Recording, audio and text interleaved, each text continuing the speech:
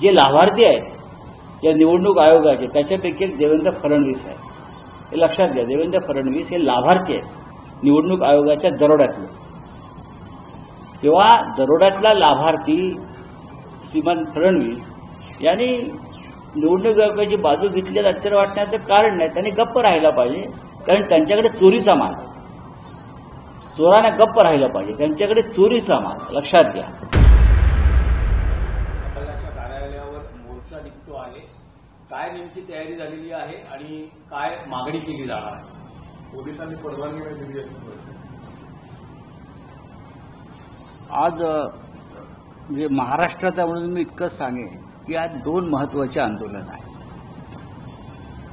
महाराष्ट्रामध्ये जनाक्रोश आंदोलन सरकारविरुद्ध आहे, म्हणजे खास करून भ्रष्ट मंत्र्यांच्या संदर्भात महाराष्ट्रात आंदोलन होतं शिवसेनेतर्फे राज्यभरात, आणि स्वतः शिवसेना पक्षप्रमुख उद्धव ठाकरे हे या आंदोलनात सहभागी होत आहेत. ते आंदोलन अत्यंत महत्त्वाचं. त्याच वेळेला दिल्लीत राहुल गांधी यांच्या नेतृत्वाखाली इंडिया आघाडीचे सर्व खासदार, लोकसभा, राज्यसभा, इतर प्रमुख लोक आम्ही संसद भवनापासून निवडणूक आयोगाच्या मुख्यालयापर्यंत, निर्वाचन सदनपर्यंत मार्च काढणार आहोत, मोर्चा काढणार आहोत. ज्या पद्धतीचं निवडणूक आयोग विरोधकांचा आवाज दाबण्याचा प्रयत्न करत आहे, लोकशाहीचे संकेत पायदळी तुडवत आहे, सरकारच्या दबावाखाली काम करत आहे, महाराष्ट्रापासून बिहारपर्यंत मतदार याद्यामधले घोटाळे समोर येत आहेत, ईव्हीएम संदर्भातले प्रश्न निर्माण होत आहेत, त्याच्यावर निवडणूक आयोग हे पूर्णपणे सरकारचं हस्तक म्हणून काम करते. आम्हाला निवडणूक आयोगाला प्रत्यक्ष जाऊन विचारावा लागेल. राहुल गांधी तर रोज निवडणूक आयोगाची प्रकरणं बाहेर काढतात, आणि हे आंदोलन हे जनजागृतीचं आंदोलन आहे. लोकांमध्ये जागृती व्हायला पाहिजे आपल्या मताविषयी, आणि हा मोर्चा त्यासाठीच आहे दिल्लीतला. नाही, पण राऊत भारत लोकांना 30 लोकांना परमिशन दिली आहे भेटण्यासाठी दुपारी 12 वाजता. बघा, प्रश्न भेटण्याचं नाहीये, प्रश्न आम्ही सर्व खासदारांनी एकत्र येऊन देशाचं लक्ष वेधून घेण्याचं आहे, आणि लोकशाहीनं आम्हाला हा अधिकार दिलेला आहे. निवडणूक आयोग सांगू शकत नाही किंवा पोलीस आम्हाला अडवू शकत नाही. बाकी देशभरात जिथे काँग्रेसची सरकार आहे तिथे बीजेपीचे लोक आंदोलन करत आहेत. या दिल्लीमध्ये भाजपतर्फे मोठमोठी संमेलनं, सभा आणि गोंधळाची कामं होत आहेत. मग आम्ही जर आमच्या लोकशाहीच्या रक्षणासाठी एखादं आंदोलन करत असू तर त्याला रोखण्याचं कारण काय? ही काय इमर्जन्सी किंवा सेन्सॉरशिप काय लावलं पाहावं लागेल ना मला. आम्ही जाऊ ना, रस्त्यावर उतरू ना, आम्ही काय करतील, आम्हाला अटक करून तुरुंगात टाकतील, आमची तयारी. नाही, पण राऊतसाहेब, निवडणूक आयोग असं म्हणतोय की राहुल गांधी हे फक्त आरोप करतात.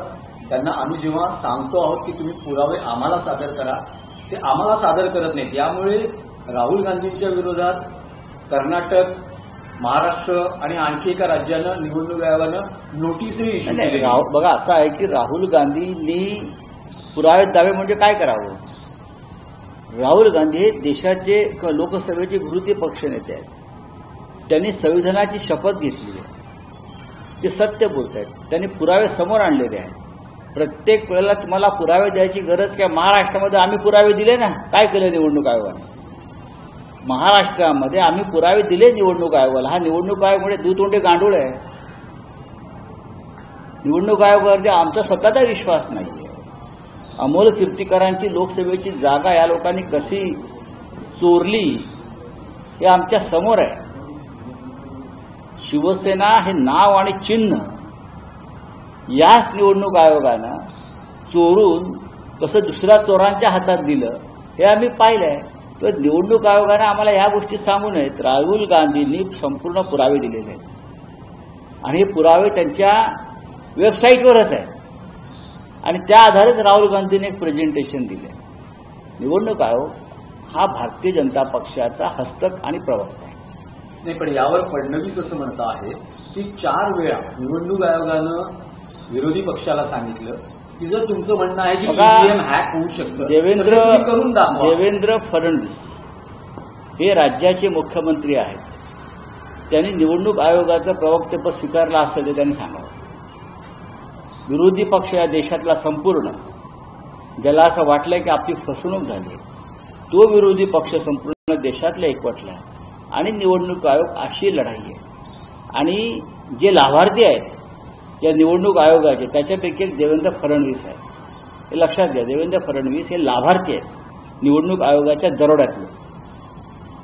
तेव्हा दरोड्यातला लाभार्थी श्रीमान फडणवीस यांनी निवडणूक आयोगाची बाजू घेतल्यास आश्चर्य वाटण्याचं कारण नाही. त्यांनी गप्प राहायला पाहिजे, कारण त्यांच्याकडे चोरीचा माल, चोराने गप्प राहिलं पाहिजे. त्यांच्याकडे चोरीचा माल, लक्षात घ्या. स्वतः नितीन गडकरी यांच्या मतदारसंघामध्ये 3.25 ते 3.5 लाख मतांची चोरी झाली. हे तुम्हाला माहिती आहे का? त्यांच्या सख्या भाचाचंही नाव कापलं गेलं, त्यांच्या घरातली नावं कापली गेली. म्हणजे गडकरींनाही कोणाला तरी पाडायचं होतं, गडकरींनाही कोणाला तरी खड्ड्यात टाकायचं होतं. त्यांच्या मतदारसंघात इतकी मतं जर वगळली गेली असती तर विरोधी पक्षांच्या बाबतीत काय झालंय याचा विचार न केलेला बरा. सर, एक प्रश्न असा आहे की फडणवीस म्हणतात की लोकसभेला इंडिया आघाडी किंवा महाविकास आघाडी जिंकली महाराष्ट्रात तर त्यावेळी आयोगावर आक्षेप घेतला जाते आणि विधानसभा हरली की आक्षेप. लोकसभा निवडणुकीमध्ये सुद्धा घोटाळे झाले. देवेंद्र फडणवीस यांचा अभ्यास गेल्या काही दिवसामध्ये फार घसरलेला आहे. ते गोंधळले आहेत त्या नवीन सरकारमध्ये.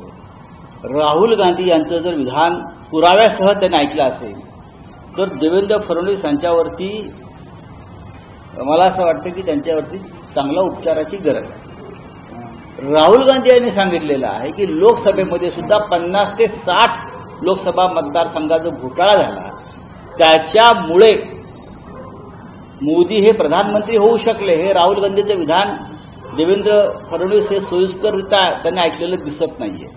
50 ते 60 लोकसभा मतदारसंघात यांनी घोटाळा केलेला आहे. जयपूर ग्रामीणची जागा शेवटच्या फेरीपर्यंत काँग्रेसचे उमेदवार चोपडा हे आघाडीवर होते. शेवटच्या फेरीपर्यंत जिंकलेले होते चांगल्या मतांनी. तिथे मतमोजणी बंद करण्यात आली आणि पोस्टल बॅलेटचा घोटाळा करून भाजपच्या उमेदवाराला विजय घोषित करण्यात आला.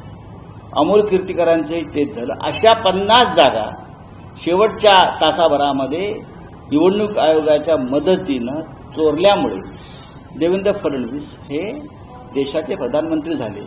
हे फडणवीस यांना पक्क माहिती आहे, पक्क. त्याच्यामुळे ते चोरांची बाजू चोर घेणारच.